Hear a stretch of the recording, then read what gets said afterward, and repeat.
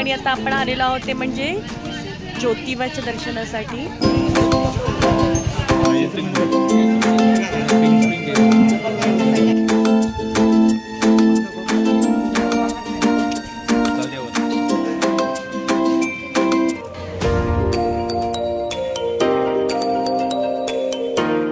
तर या ठिकाणी आता सकाळचे वाजलेले आहेत 4। आमच्या सर्वांच्या आंघोळी झालेल्या आहेत। आता अर्धे जण जे बाकी आहेत त्यांची आंघोळ झाली। आम्ही आता निघणार आहोत कोल्हापूरच्या महालक्ष्मीच्या दर्शनाला।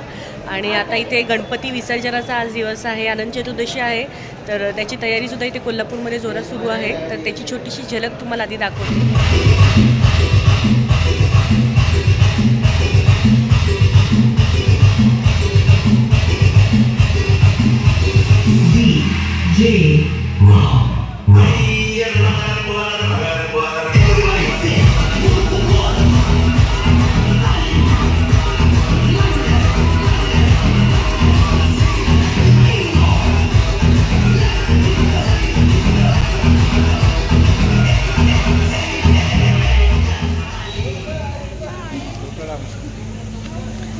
तर आता आम्ही सगळे निघालेलो आहोत श्री महालक्ष्मी देवीच्या दर्शनासाठी। सकाळचे वाजलेले आहेत जवळजवळ 5 वाजून गेलेले आहेत। बघू आता दर्शन किती लवकर मिळतं। एवढा पहाटे आम्ही उठून चाललेलो आहोत। उठून चाललोय म्हणण्यापेक्षा रात्री आम्ही उशिरा आल्यामुळे झोपलेलोच नाही आहोत आणि तसंच पहाटे सगळ्यांनी आंघोळी केलेल्या आहेत आणि आम्ही निघालेलो आहोत आता दर्शनासाठी। बघूया आता दर्शनाला किती वेळ लागतो।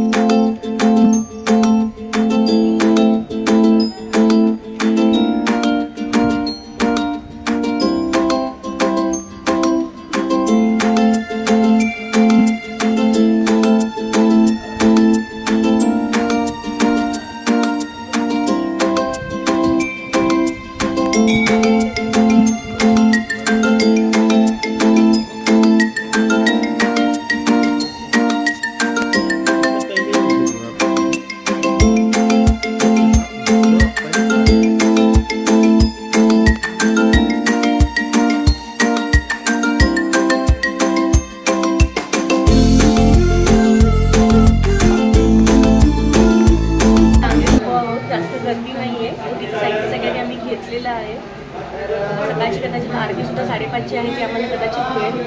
आता काय होतं या ठिकाणी आमचं देवीचं दर्शन घेऊन झालेलं आहे। मागे दिसते ते आहे मंदिर आणि याचं विशेष म्हणजे जर आपण या ठिकाणी एंट्रन्सच्या सुरुवातीला जर पायरी उभं राहून पाहिलं तर मंदिरातील देवीचं मुख आपल्याला पाहायला मिळतं। आपण निघूया ज्योतिबाच्या दर्शनाला निघूया। जायचं ना ज्योतिबाच्या दर्शनाला? हो। तर या ठिकाणी आता आपण आलेलो आहोत ते म्हणजे ज्योतिबाच्या दर्शनासाठी।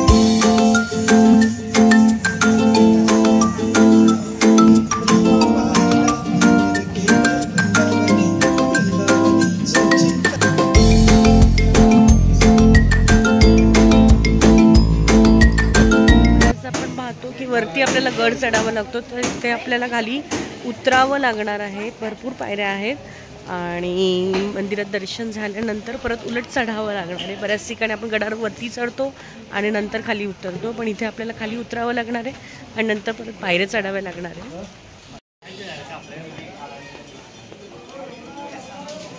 आणि इथे खाली मंदिरात दर्शन घेईपर्यंत बऱ्याच ठिकाणी आपल्याला गणपतीच्या मूर्त्या पाहायला मिळते। सार्वजनिक गणेशोत्सव भरपूर मोठ्या मोठ्या आणि सुंदर अशा मूर्त्या आहेत इथे। मला वाटतं आता आधीपासून हा मला वाटतं 5वा की 6वा गणपती असणार आहे। हा 6 नंबर है। आपको पता है आप काउंट कर रहे हो? हाँ 6 नंबर। हाँ वही तो 6।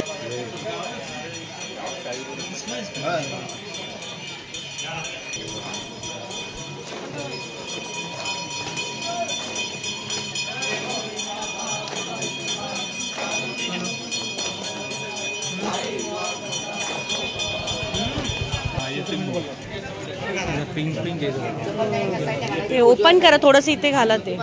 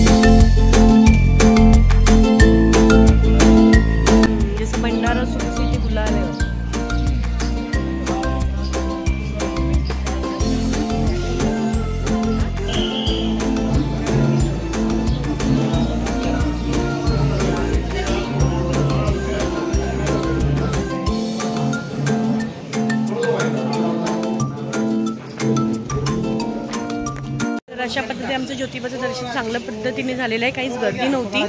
तर आता आमच्या घरचा परतीचा प्रवास सुरू होतोय.